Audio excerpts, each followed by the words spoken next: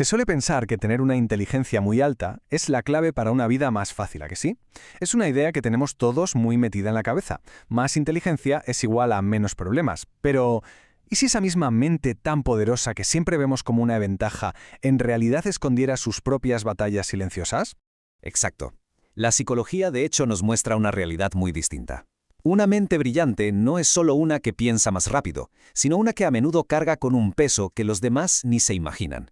Vamos a desmontar un poco esta idea. En el análisis de hoy vamos a explorar 5 áreas clave para entender esta realidad oculta. Empezaremos desmontando el típico mito del genio, luego nos meteremos de lleno en cómo es tener una mente que nunca descansa, veremos la distancia que puede crear con los demás, el peso de ser tan consciente de todo, y finalmente entenderemos por qué todo esto tiene que ver con tener un cableado cerebral un poco diferente. Venga, pues empecemos por el principio. Vamos a derribar esa idea tan extendida del mito del genio.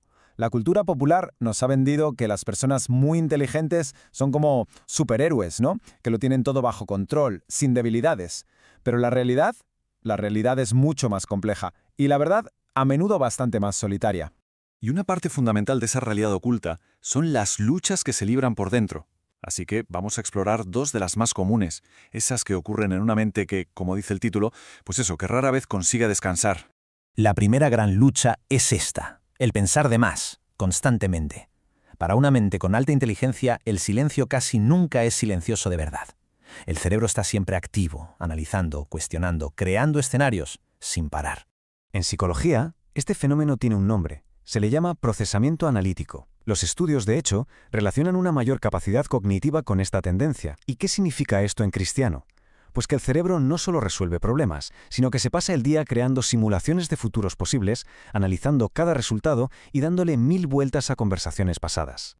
Y claro, esto crea un ciclo que puede llegar a ser agotador, como se ve aquí en el esquema. Se entra en un bucle de simular, analizar, repasar, y lo peor es la enorme dificultad para encontrar el botón de off. Sí, puede que esto lleve a tomar mejores decisiones, pero el precio a pagar es muchas veces una ansiedad constante.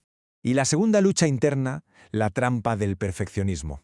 Es que, cuando se tiene la capacidad de ver con una claridad meridiana cómo deberían ser las cosas, un resultado que para otros es normal, para uno mismo puede sentirse como un fracaso absoluto.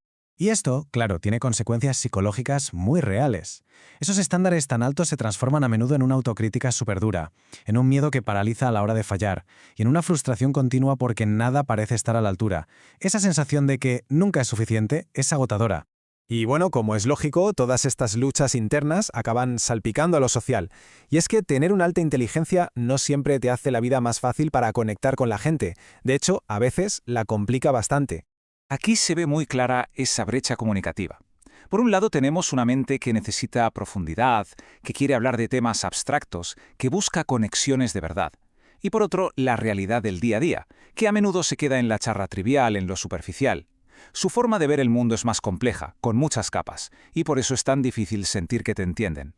El punto clave aquí es que esta desconexión no es porque quieran, no es arrogancia, es el resultado de una necesidad de profundidad que no se satisface, y eso inevitablemente lleva a un sentimiento de aislamiento muy profundo. Por eso, la psicología nos dice que muchas personas muy inteligentes prefieren tener pocos amigos, pero que esas relaciones sean de verdad. Y toda esta sensibilidad nos lleva de cabeza al último grupo de luchas, que son quizá las más profundas, las existenciales, las que tienen que ver con ser mucho más consciente del mundo y de la propia existencia. Es que es casi una consecuencia lógica. Un razonamiento más avanzado te lleva a un pensamiento más abstracto, y eso, claro, te empuja a hacerte las grandes preguntas de la vida con mucha más frecuencia e intensidad.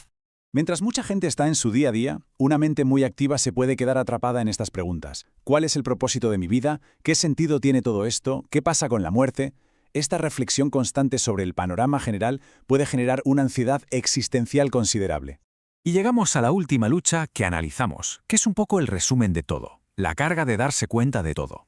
Ver cosas que los demás pasan por alto no siempre es un regalo, a veces es un peso enorme. Es que es una espada de doble filo, tal cual. Se dan cuenta de patrones, de fallos, de injusticias, de cosas que no funcionan bien, y todo eso tiene consecuencias. El resultado es un run-run mental constante, un peso emocional por las injusticias del mundo y una frustración que no para. Esta conciencia continua es agotadora y encima puede hacer que otros los vean como personas demasiado intensas. Entonces, después de todo esto, ¿con qué nos quedamos? Pues la gran conclusión es que no estamos hablando de un problema de personalidad, estamos hablando de una configuración cognitiva que es simplemente distinta. Es fundamental cambiar el chip. Todas estas luchas, el pensar de más, el perfeccionismo, esa sensación de aislamiento, no significan que alguien sea difícil. Son simplemente los síntomas de una mente que casi nunca se apaga. Y terminamos con esta frase que creo que lo clava. Para cualquiera que se sienta identificado con todo esto, que sepa que no se trata de un defecto personal. Es la prueba de una forma de ser y de pensar que es sencillamente diferente. Así que, con todo esto sobre la mesa, nos queda una última pregunta para reflexionar. Después de ver esta doble cara, ¿la alta inteligencia es un don? ¿Es una carga? ¿O es quizá de forma inevitable una mezcla muy compleja de las dos cosas?